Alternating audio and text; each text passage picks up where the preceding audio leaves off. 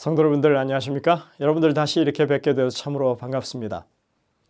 이번에 저희들이 말라기서를 간략히 살펴보고 있습니다. 저에게 귀한 특권이라고 생각이 됩니다. 오늘이 그 마지막 시간이 되겠습니다. 우리는 말라기서에 나오는 6개의 뻔뻔한 질문을 중심으로 말라기 그 당시의 시대상과 타락상을 살펴보았습니다. 그리고 그 원인이 어디 있는지 살펴볼 수 있었습니다. 오늘 우리는 구약 성경에서 말라기서가 가지고 있는 그 중요성과 의미에 대해서 살펴보려고 합니다. 먼저 말라기 3장과 4장의 몇 구절을 함께 읽어보도록 하시겠습니다.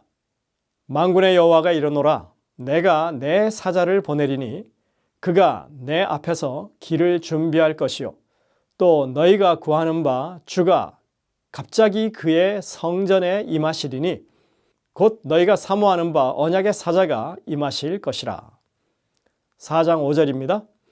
보라 여호와의 크고 두려운 날이 이르기 전에 내가 선지자 엘리야를 너희에게 보내리니. 말라기 3장 1절부터 6절과 4장 전체죠.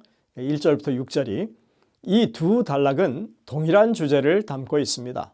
첫째로 하나님의 심판이 임하게 될 것이라고 하는 사실과 둘째로 그에 앞서서 하나님께서 그의 길을 예비하는 사자를 보내신다는 그런 내용이 바로 공통적인 내용입니다. 그들의 타락상을 적나라하게 경고하셨고 그리고 이어서 하나님의 심판을 말씀하시는 것은 매우 논리적인 전개입니다. 그런데 여기서 말하는 하나님의 심판에 대해서 우리는 조금 더 자세히 살펴볼 필요가 있습니다. 왜냐하면 이것은 예수님의 초림과 재림 모두를 의미하고 있기 때문에 그렇습니다. 말라기서에서 말하고 있는 하나님의 심판에 대한 내용은 이렇게 소개되고 있습니다. 말라기 3장에서 말하는 심판의 날은 분명히 예수님의 초림을 강조하는 말씀들입니다. 3장 1절에 보시면 주가 갑자기 성전에 임하는 날이라고 했습니다. 그 주는 바로 언약의 사자를 가리키죠. 이스라엘 백성들이 사모하고 있는 메시아인 것입니다. 그리고 성전에서 하는 일에 대해서 뭐라고 얘기하느냐 하면 3장 5절에 내가 심판하러 너에게 임할 것이라 말씀합니다. 심판이 여기 있다 이렇게 말씀하시는 것입니다. 이것은 2장 마지막 절에서 공의의 하나님이 어디 있느냐, 여기서 공의라고 하는 것은 심판과 똑같은 단어입니다. 동일한 단어입니다. 그러니까 심판의 하나님이 어디 있느냐 이렇게 질문했기 때문에 그런 이 도발에 대해서 하나님이 친히 응답하시는 내용이 바로 3장 5절이죠. 내가 성전에 임하면 내가 심판을 베풀겠다. 여기 심판이 있다. 이렇게 말씀하시는 것입니다. 언약의 사자가 갑자기 성전에 임하는 날, 이것은 1차적으로 예수님의 초림을 의미하는 것입니다. 예수님이 이 땅에 오셨을 때 그렇게 성전에서 하신 일을 의미하죠. 이것은 이 성전 정결 사건을 생각하면 쉽게 이해가 되는 내용입니다. 말라기의 예언이 있은 지 400여 년이 지났지만 제사장 그룹은 여전히 성전 안에서 희생 제물을 사고 팔고 그리고 성전세를 환전하면서 자신들의 이득을 챙기고 있었습니다. 예수님이 이 땅에 오셔서 먼저 하신 일은 그러한 성전을 정결케 하신 일이었습니다.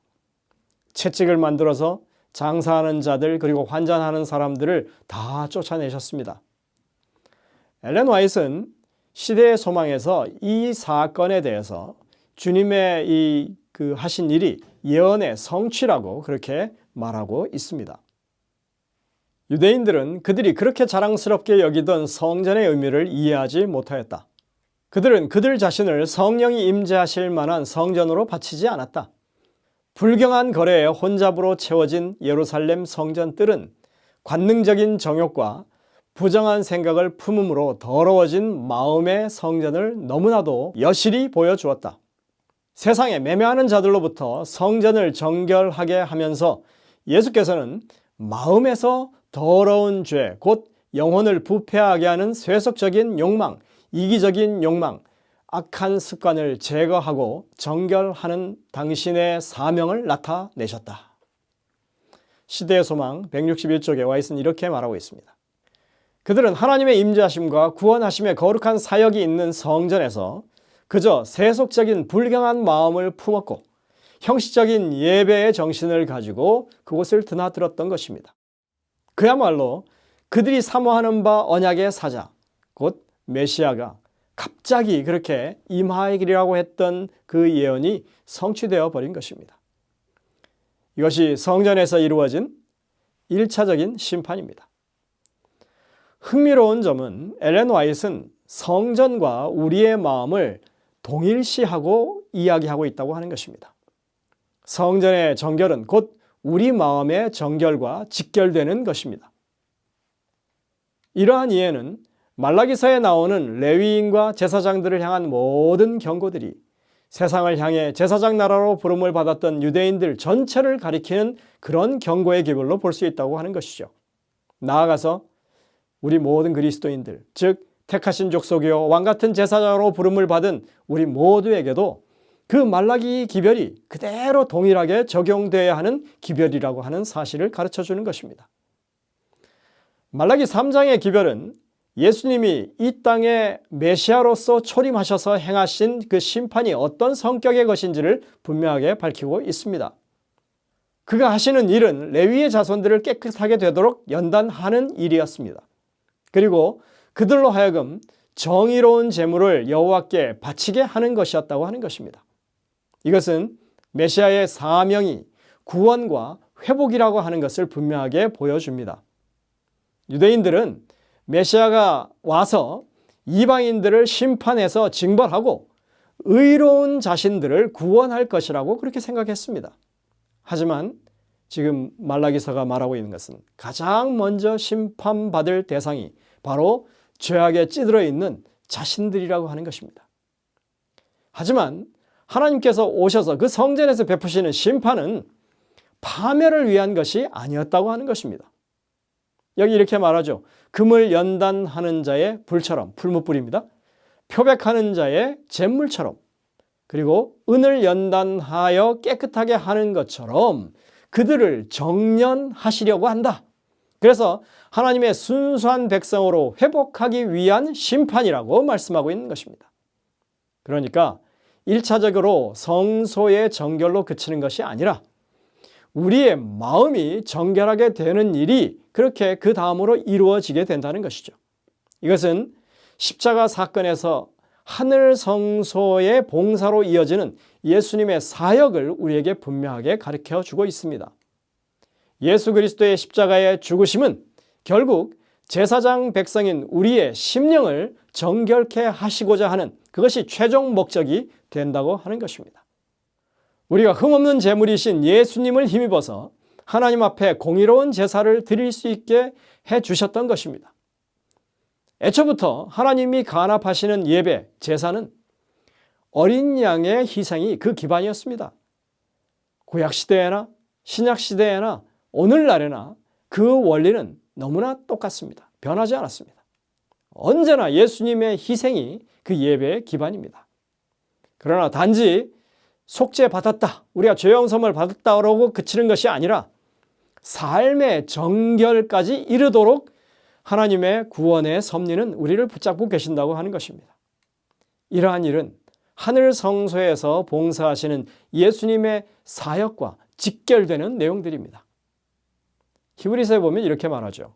영원하신 성령으로 말미암아 흠없는 자기를 하나님께 드린 그리스도의 피가 어찌 너희 양심을 죽은 행실에서 깨끗하게 하고 살아계신 하나님을 섬기게 하지 못하겠느냐? 히브리서 9장 14절 또 이렇게 말합니다. 우리가 마음의 뿌림을 받아 악한 양심으로부터 벗어나고 몸은 맑은 물로 씻음을 받았으니 참 마음과 온전한 믿음으로 하나님께 나아가자. 히브리서 10장 22절에 이렇게 말합니다. 여기에 예수님께서 하늘 성소에서 봉사하시는 목적이 분명하게 보여지는 것입니다.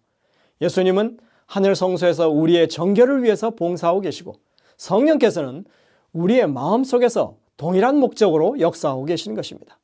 우리는 예수님의 완전한 의를 입은 은혜 안에서 그리스도의 의를 모본하는 삶을 살아가고 있다고 가르치고 있습니다. 이러한 구원의 참 지식을 우리가 먼저 깨우쳐야 하는 것입니다. 그래서 예수님이 다시 오실 때까지 제사장 된 사람들로서 우리가 그것을 지키고 가르쳐야 할 책임이 있습니다. 이렇게 하는 것이 구원의 지식을 사람들에게 바르게 전하는 것이고 하나님의 율법을 우리의 입술에 두는 것입니다. 그래서 우리는 레위의 언약, 생명과 평강의 언약을 회복하는 사람들로 하나님 앞에 서게 될 것입니다. 이런 일을 통하여 하나님께 참된 경배를 드리는 일, 이런 일을 통하여 하나님의 백성의 본분을 회복하는 일이 그리스도인 삶의 목적이라고 하는 것, 우리가 오늘 다시 한번 확인했으면 좋겠습니다. 오늘 우리는 하나님의 어린 양 되신 예수님의 희생을 힘입어서 지금 예배 자리에 참여하고 있습니다. 그것을 반드시 기억해야 합니다. 예수님의 의를 옷 입고서 그 안에서 매일 성장해 가는 그리스도인의 삶을 사는 우리의 모습을 여러분들 다시 한번 스스로 점검하시고 확인하게 되시기를 간절히 바랍니다. 이것이 바로 구원의 심판을 이야기하는 것입니다. 말라기 4장에서는 또 하나의 심판이 소개되고 있습니다. 말라기 3장에서 말하는 심판이 사람들을 대신해서 죄값을 치르시고 우리에게 생명을 주신 그 생명의 심판을 의미한다면 또 그것이 우리를 정결케 하는 심판까지 포함하는 그런 내용이라면 말라기 4장에서 말하고 있는 심판은 그야말로 악인들, 이런 하나님의 구원의 은혜를 끝끝내 거절하다가 그들이 마지막 날에 받게 될 완전한 파멸의 심판, 사망의 심판을 4장에서는 말하고 있는 것입니다. 그것을 4장은 이렇게 설명합니다. 4장 1절에 용광로의 불같은 날이 될 것이다 이렇게 말합니다. 여호와의 크고 두려운 날이라고 5절에서 말하고 있습니다. 교만한 자, 악을 행하는 자가 마치 지푸라기 같이 살라져서 뿌리와 가지를 남기지 않을 것이라 이렇게 4장 1절은 분명하게 밝히고 있습니다. 하나님의 자비의 심판을 거절하고 여전히 구원을 배격하는 자들에게는 마지막 날 결국 파멸의 심판, 사망의 심판이 내려지게 될 것입니다. 그러나 하나님께서는 이 파멸의 심판을 단 한 절로만 짧게 경고하고 계십니다.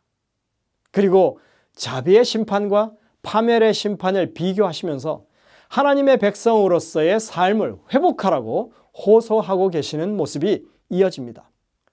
내 이름을 경외하는 너에게는 공의로운 해가 떠올라서 치료하는 광선을 비추리니 너희가 나가서 외양간에서 나온 송아지같이 뛰리라 4장 2절에 말합니다. 이것은 분명히 예수님으로 말미암아 복음을 듣고 죄로부터 자유함을 얻은 그런 사람들의 모습을 잘 묘사하고 있다고 하겠습니다. 그리고 이어서 이렇게 말씀하고 있습니다. 또 너희가 악인을 밟을 것이니 그들이 내가 정한 날에 너희의 발바닥 밑에 재와 같으리라 만군의 여호와의 말이니라 4장 3절이죠. 악인들은 지푸라기같이 초계와 같이 불에 사라질 것이고 의인들은 그날에 그 죄를 밟게 될 것이라고 비교해서 지금 말씀하고 있는 것입니다. 하나님께서는 3장과 4장에 걸쳐서 심판을 이야기하실 때 여전히 그들이 회개해서 살기를 원하고 계시는 것입니다. 우리는 그것을 분명히 바라볼 수 있습니다. 나 여호와는 변하지 아니하리니 그러므로 야곱의 자손들아 너희가 소멸되지 아니하느니라. 말라기 3장 6절에 이 말씀은 성경에 반복되고 있는 내용을 다시 한번 말씀하신 것입니다. 에스겔서에 이렇게 말하죠. 너는 그들에게 말하라. 주 여호와의 말이니라. 나의 삶을 두고 맹세하노니 나는 악인이 죽는 것을 기뻐하지 아니하고 악인이 그의 길에서 돌이켜 떠나 사는 것을 기뻐하노라. 이스라엘 족속아 돌이키고 돌이키라. 너희 악한 길에서 떠나라. 어찌 죽고자 하느냐 하셨다 하라. 에스겔 33장 13절에 하나님의 간절한 호소가 이렇게 등장합니다. 그러니 회개하고 돌이켜서 나의 율법을 기억하라고 말라기 선지자는 말합니다. 순종하며 살라는 것입니다. 이것이 말라기서의 기별입니다.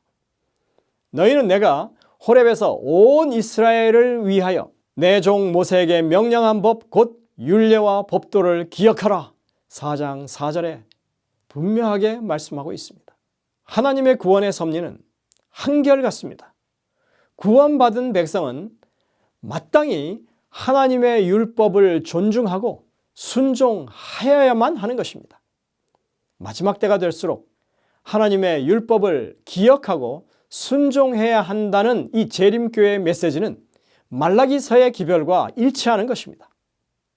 말라기 3장과 4장에서는 이러한 하나님의 심판이 다가오기 전에 하나님의 뜻을 바르게 전하고 주의 오시는 길을 예배하는 자들이 일어날 것이라고 말합니다.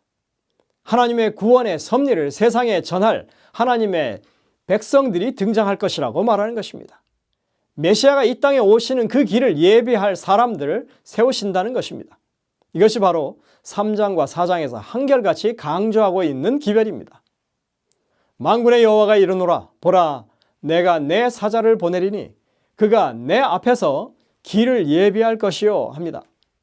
말라기 4장 5절 6절 보라, 여호와의 크고 두려운 날이 이르기 전에 내가 선지자 엘리야를 너에게 보내리니 그가 아버지의 마음을 자녀에게로 돌이키게 하고 자녀들의 마음을 그들의 아버지에게로 돌이키게 하리라.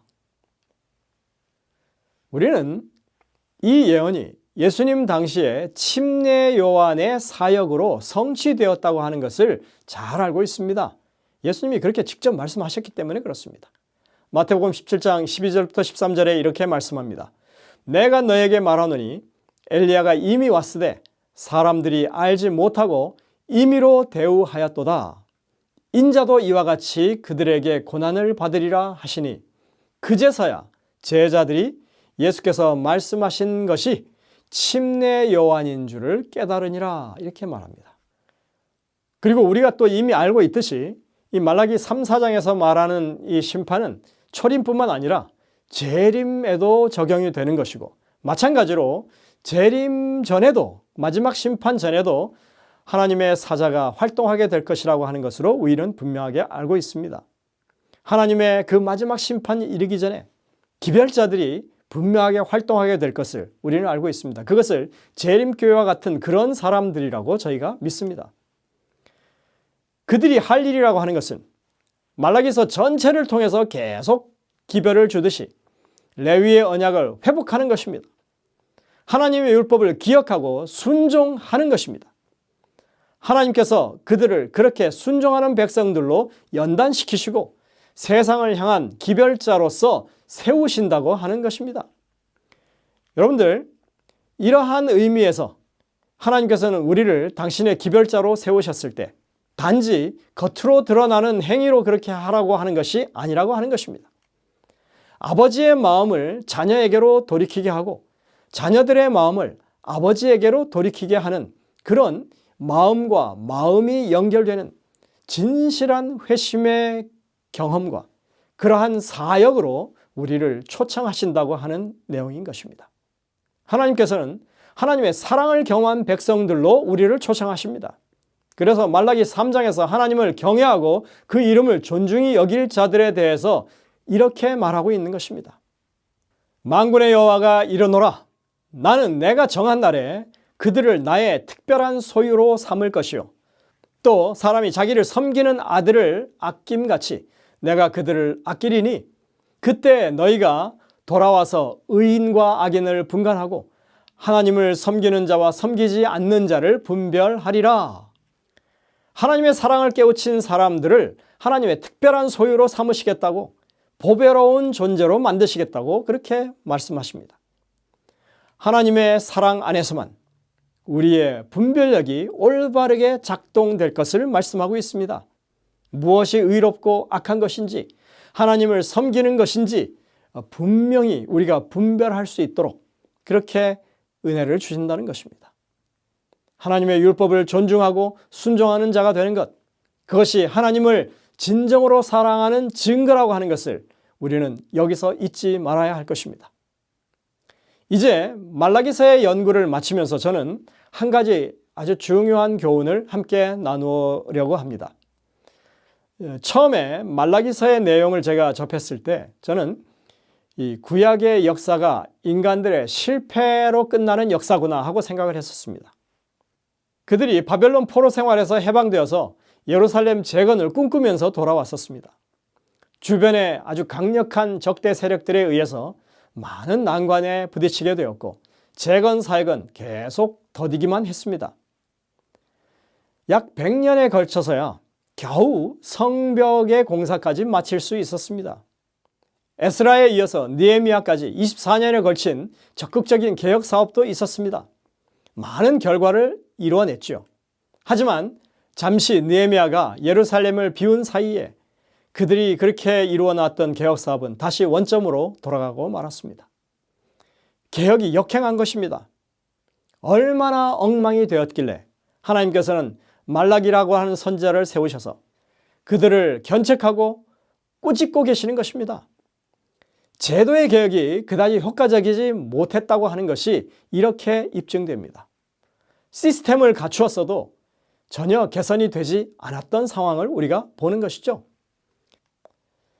제가 느헤미야 13장에서 느헤미야가 다시 돌아와서 그 엉망이 된 제도를 바로 세우려고 했던 그 기록들을 읽으면서 사실은 적잖은 실망을 느끼게 되었습니다.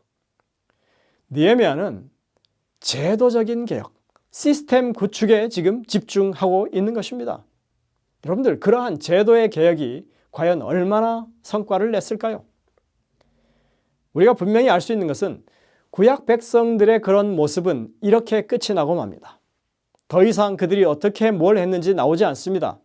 그리고 이제 마태복음으로 가면 예수님 당시에 그 후손들의 모습이 분명하게 보여집니다.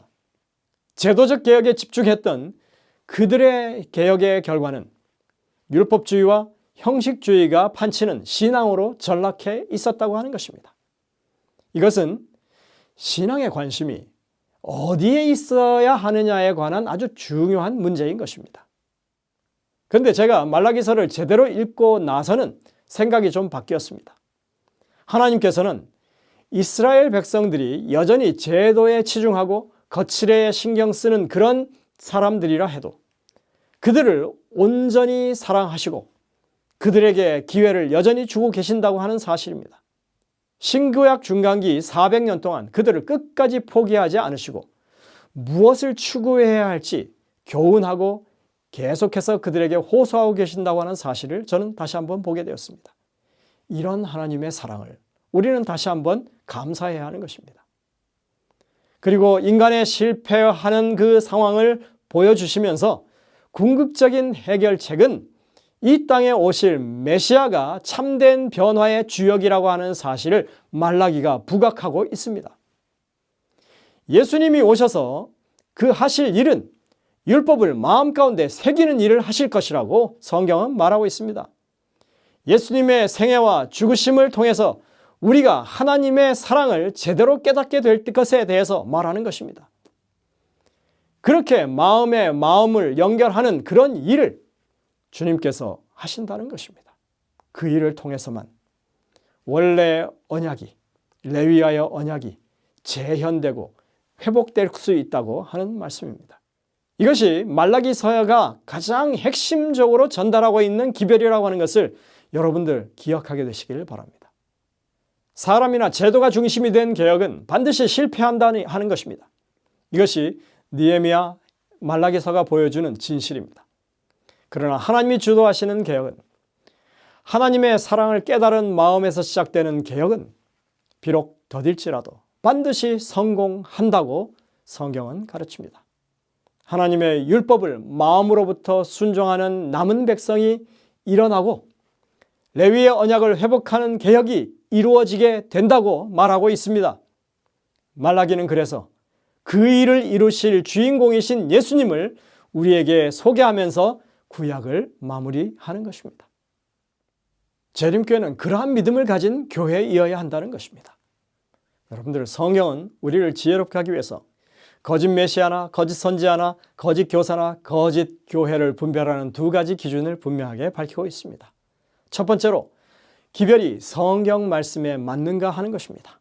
둘째로 그들의 행실이 하나님의 말씀에 비추어서 올바른가 하는 것입니다.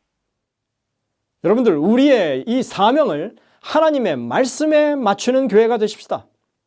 들은 풍어를 따르지 말고 개인적인 의견에 여러분들 마음을 두지 마시고 전통에서 벗어난 하나님의 말씀이 남은 백성에 대해서 무엇을 말하는지 살펴보고 그에 걸맞는 교회로 자리매김을 하도록 우리가 노력하자는 것입니다. 그리고 그렇게 순종하는 하나님의 백성들로 살게 되시기를 바랍니다. 이것이 진정한 재림교회의 모습을 회복하는 길임을 우리 모든 성도님들이 분명하게 깨닫게 되시기를 바라면서 말씀을 줄이겠습니다. 기도하시겠습니다.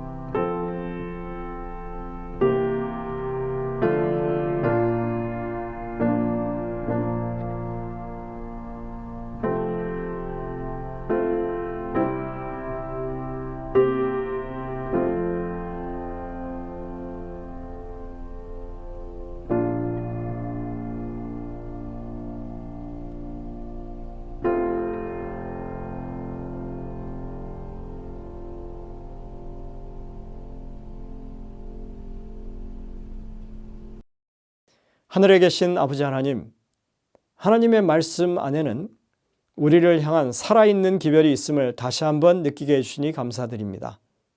주님, 우리가 어떻게 해왔든지 간에 이전의 모든 잘못된 것들을 버릴 수 있는 그런 결단의 믿음을 허락해 주시고, 그리고 하나님의 말씀을 깊이 살펴서 그 말씀에 준한 우리의 사명을 회복할 수 있게 하시고 레위의 언약을 회복할 수 있게 인도하여 주셔서 남은 교회로서의 사명을 잘 감당할 수 있는 저희 모두가 되도록 인도하여 주옵기를 예수님의 이름으로 간절히 기도드립니다. 아멘.